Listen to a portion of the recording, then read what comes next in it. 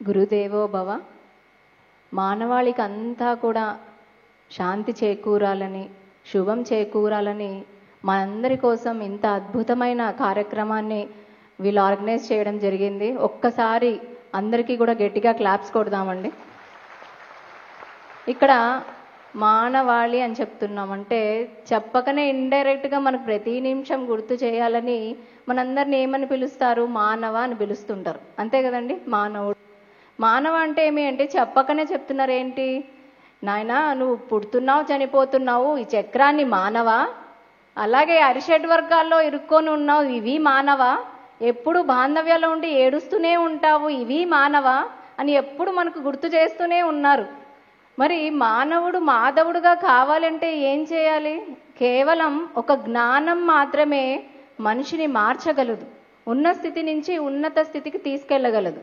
మరి జ్ఞానం ఎక్కడ లభిస్తుంది? ఉచితంగా లభించాలి. ఇప్పుడు ఉండే ఏదంటే ప్రతి ఒక్కరు కూడా మనీ మైండెడ్, ఏది ఇస్తే నేనేం చెప్తే నాకు ఇది వస్తుందా అనే దాంట్లోనే ఉంటాం. మరి ఉచితంగా జ్ఞానబోధ చేయాలి అన్నప్పుడు ఒకటే ఒకటి ఆయుధం ఏంటి అంటే పిఎంసి. మరి ఈ పిఎంసి అంటే ఏంటి అంటే ఒక శక్తి. ఆ శక్తి ఎవరిది? పత్రి గారి యొక్క వాయిస్. మరి ఇంకొకటి ఏంటి అంటే దాని వెనకాతల దాన్ని ముందుండి నడిపిస్తున్నే ప్రతి ఒక్క లక్షలాది మంది, కోట్ల మంది ధ్యానులు ఎవరైతే ఉన్నారో వాళ్ళందరి శక్తిగా ద్వారా ఈ పిఎంసి నడపబడుతుంది.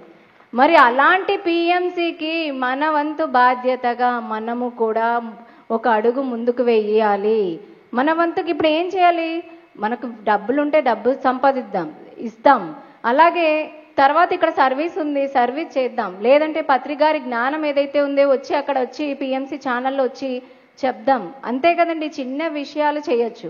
ఇంట్లో నలుగురు బంధువులు వచ్చారంటే ఆడవాళ్ళు ఏమవుతాం? కింద మీద అయిపోతుంటాం పని చేయాలి అంటే.